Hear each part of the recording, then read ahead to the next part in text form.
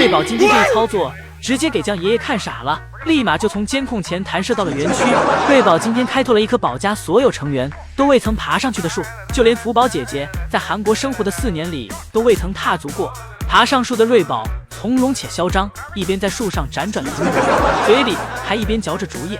而永宽的声音则一直在园区盘旋着，提醒着瑞宝注意安全，并劝瑞宝下来。但瑞宝不听，瑞宝让爷爷放心，表示自己不会有危险的，而且下面都是雪，就算掉下去也不会痛。这是瑞宝出室外以来第一次爬到这般高度。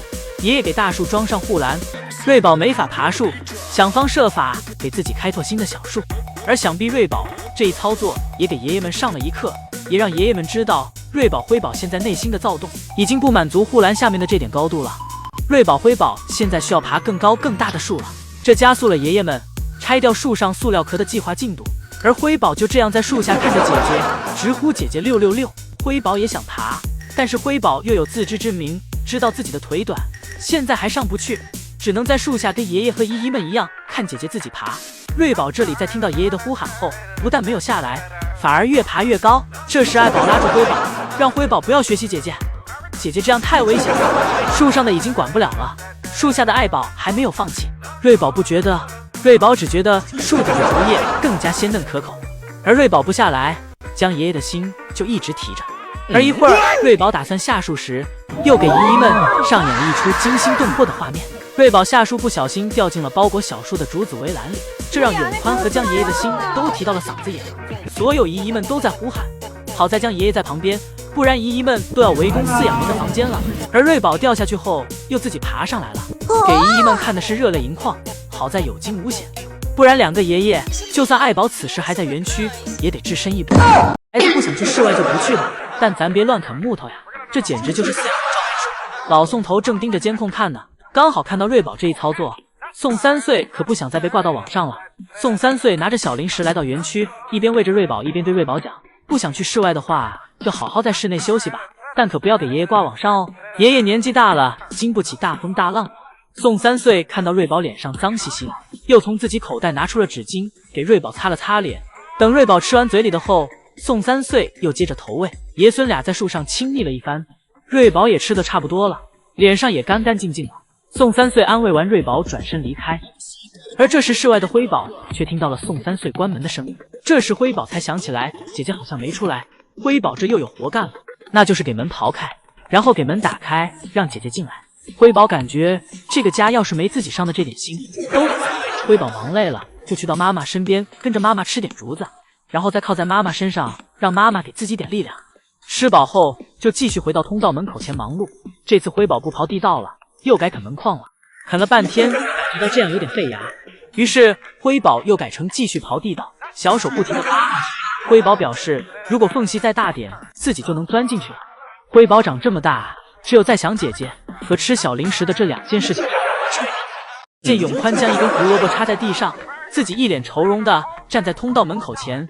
永宽此刻好想能有人懂自己，今天瑞宝辉宝难得的一起出门营业，又一起同框出现在了小树上。爱宝这里看到姐妹俩今天都陪自己来室外晒太阳，心里也很开心。就在所有人都感叹园区的美好时，永宽却皱起了眉头。这时通道门打开了，瑞宝看到后就从树上下来了，跟着妈妈回了室内。辉宝这里则在树上睡起来了。辉宝是越来越喜欢这个小亮台了。永宽走来园区，高举一块胡萝卜想放辉宝从树上下来，看得出辉宝是想吃胡萝卜的，但就是不想从小树上下去。永宽跟辉宝开始了拉扯，就看谁的欲擒故纵玩得好了。永宽一直蹲在小树下举着胡萝卜，而辉宝这里则是假动作不断。辉宝也没想直接放弃胡萝卜，永宽站起身又开始拿着胡萝卜缠辉宝，但辉宝根本不想下去。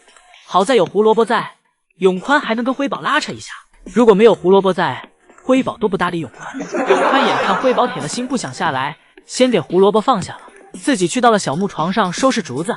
辉宝就这样舒舒服服的在小亮台上躺着，永宽扛着竹子离开，先去给竹子放下，之后又重新折返回园区。永宽将胡萝卜插在了雪地上，然后爬上树挑逗了一下辉宝，顺便还检查了一下小亮台上的雪，防止辉宝踩空。永宽给亮台上边缘的雪稍微处理了一下，永宽哄了半天也想不出什么办法了。永宽将胡萝卜放在了园区，然后先回去了，想着等辉宝玩够了，自己会回去。园区下起了雨夹雪，这让园区的气温一下就降下来了。聪明的人都知道，下雨天要往家跑。瑞宝此时躺在自己的小树上，一边吹着空调，一边吃竹子，惬意得很。但是辉宝这里总是反其道而行，雨雪越大，辉宝越浪。辉宝也是有些聪明在身上的，但是不多。辉宝感觉雨越来越大了，自己钻进了小亭子下面。这里是除了回家以外唯一可以避雨的地方，所以说辉宝还是懂得如何保护自己的。中间雨停了一会儿，辉宝看雨停了，便又出来继续玩。此时硕大的园区只属于辉宝一个人，不过突然间雨又下起来了。但是当爷爷的看不下去了，心疼孙女的心再也按耐不住了，将爷爷走进园区，抓住了此时正想往树上爬的辉宝。辉宝表现出了对回家的抗拒，江爷爷是想一鼓作气给辉宝塞进通道门口的，但是辉宝铁了心的不想回家。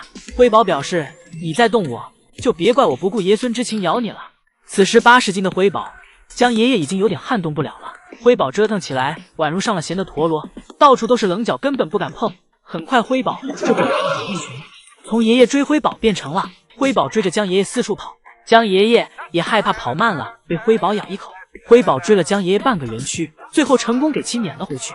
辉宝转头看到通道门动了，辉宝立即又摆出了攻击姿势。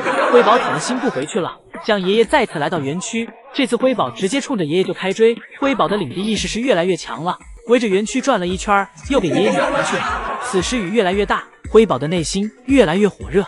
辉宝也不躲雨了，反而爬到了小树上，并喊着让暴风雨来得更猛烈一些吧。辉宝不回家，江爷爷来劝的场景都能被姨姨们拍出韩剧的感觉。今天上午，爱宝带娃出门玩耍，辉宝依旧是一个粘人的小妖精。永宽说辉宝不太好断奶，这都是有理有据的。反而瑞宝在独立高冷的路上越走越宽，总是自己跑去一旁玩。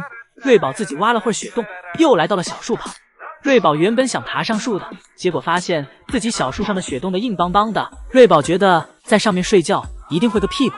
瑞宝在晒太阳与自己的屁股之间选择了自己的屁股。瑞宝转念一想，又打算爬下树了，结果雪上太滑了，还没等瑞宝想好用什么样的方式下来呢，就一个滑铲摔了下去。瑞宝拍拍身上的土，钻进了小床下面。这块地方是室外园区唯一一个没有雪的地方了。瑞宝给园区各个地方都玩耍了一遍，最后回家时对园区也没什么留念的了。辉宝跟着妈妈一起回了园区，母女俩一人在一个小床上分别吃着自己的竹子，而辉宝也很会给自己安排。辉宝此时在室外也是独享一个小床的竹子，不过很快江爷爷走了出来，开始哄他大外孙回家。江爷爷先是给爱宝吃剩的竹子进行了收拾，同时慢慢等待辉宝吃完手里的竹子。江爷爷整理完竹子，摸了摸辉宝的小脑袋，又给辉宝擦了擦身子，然后说着一番甜言蜜语的话。辉宝还在迟疑，决定自己要不要回去。江爷爷的彩虹屁一直不停的输出，不过这对辉宝还是有用的。最后辉宝在爷爷的彩虹屁的驱使下，半推半就的回了家。